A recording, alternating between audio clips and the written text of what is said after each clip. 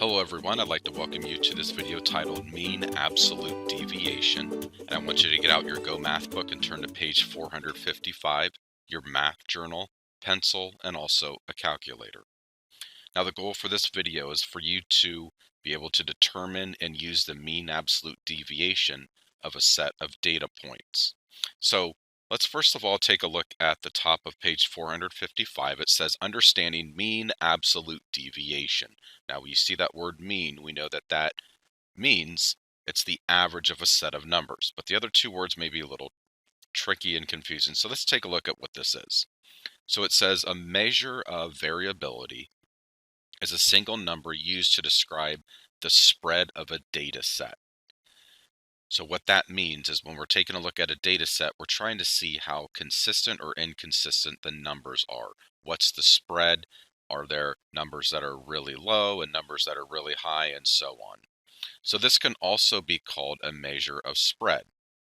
One measure of variability is the mean absolute deviation, or we can call it the MAD, which is the mean or the average of the distances between the data values and the mean of the data set. Basically what this means is that mean absolute deviation, you're trying to figure out how far the numbers are from the mean, or what's the average distance that each number is away from the mean or the average. This will help you see whether the data set you're looking at is consistent data or if the numbers are all around or all over the place. So let's look at this together. So in the previous video, we figured out how to find the mean. Remember, the mean is the average of a set of numbers. And the way to remember that, my parents became very mean when they found out about my test average. Just a fun way to remember it, or maybe not so fun if that's actually true. So the first step in finding the mean absolute deviation, or the MAD, is you need to find the mean for all the numbers. Okay, for the data set, I should say. Now, this is saying round to the nearest whole number. It's telling us to do that, so we will do that. Unless it tells you to do that, you don't necessarily have to do it. For this problem, we will, though. So we're going to calculate the mean. So we're going to take 60 plus 58 plus 54 plus 56. I want you to write this down in your book as I'm doing it. Plus 63 plus 65 plus 62 plus 59 plus 56 plus 58. So you add all those numbers together, and that's going to give you 591.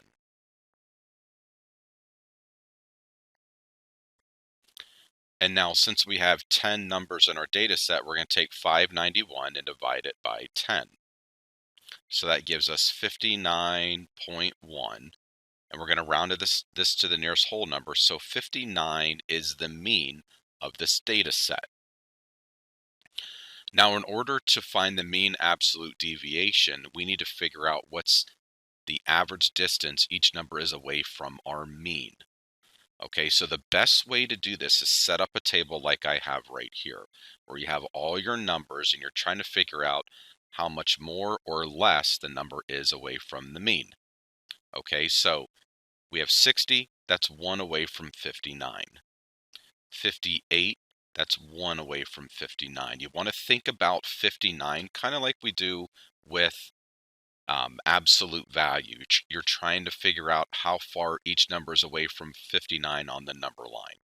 Okay, so we don't want to say that 60 would be 1 and then 59 would be -1. It's just 1 away from 59.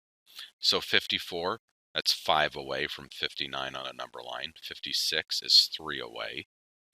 This is 4 away. 6, 3, that's 0. It's right on the dot there. That's 3, and that's 1. So I want you to write that out in your math book. So again, first step, you find the mean, find the average, and then you're looking at how far each number is away from the mean.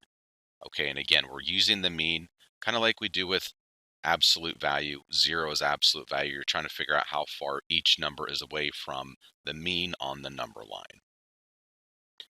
And now all you need to do after this is you find the mean of these numbers that we put right underneath each number there, showing the distance from the mean. Okay, so what we do is we add all these numbers together. And when we add all these numbers together, that's going to give us 27.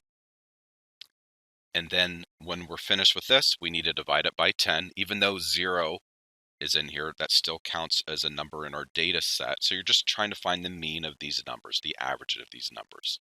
27 divided by 10 is going to give us 2.7. We're going to round that to the nearest whole number since it tells us to do that. You don't always do that with the MAD, but since it's telling us to do it, we are. So 2.7 rounded the nearest whole number is going to be 3.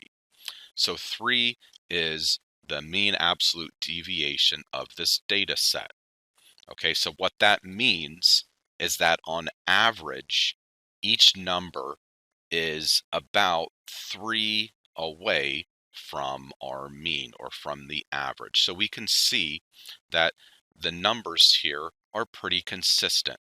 Okay, so the lower the mean absolute deviation is for a data set, that means the more consistent the numbers are. In other words, the closer the range of the numbers that you have in your data set. The larger the mean absolute deviation, the greater the spread or the greater the range that you'll have in your data set. Now we're going to go ahead and take a look at the problem on page 460. So I want you to turn there in your Go Math book. And let's read this problem together. It says, Frank wants to know how many people live in each house in his town. He conducts a random survey of 10 people and asks how many people live in their household. His results are shown on the table.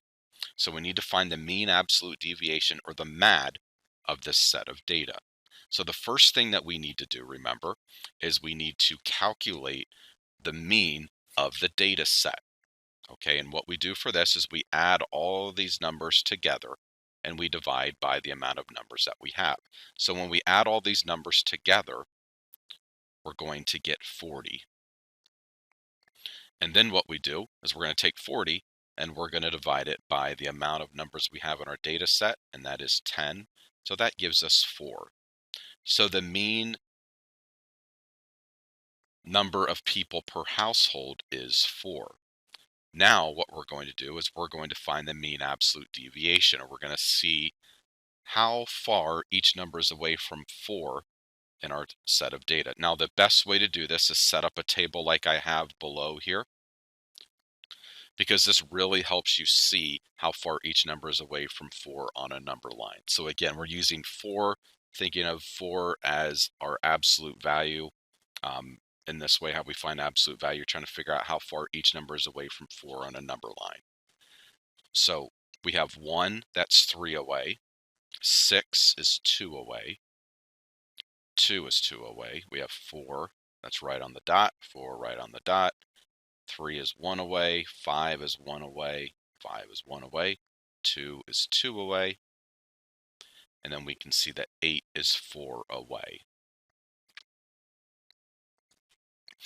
Now that we have all of our numbers, we need to find the mean of these numbers. That shows us how far each number is away from our mean. Okay, so we add all these numbers together and we get 16. Then we need to take 16, divide it by the amount of numbers that we have. And remember, even though we have 0 here, we're still going to use that as a number in our data set. So we're taking 16 and we're dividing it by 10. That's going to give us our mean absolute deviation, which is 1.6. So that answers the next question where it says calculate the MAD of the number of people per household. And we can see that is 1.6 for the MAD. And now let's answer number 6. It says, what conclusions can you draw about the typical number of people in each household, and explain? It says the average is 4, but the number of people varies greatly because the MAD is almost 1/2 the mean. So there's not a typical household size. So we can see the numbers are not very consistent, especially since the mean was 4 and the mean absolute deviation is almost half of that. There's just not a consistent household size. So this concludes the video on mean absolute deviation. If you have any questions about this concept, please come and see me.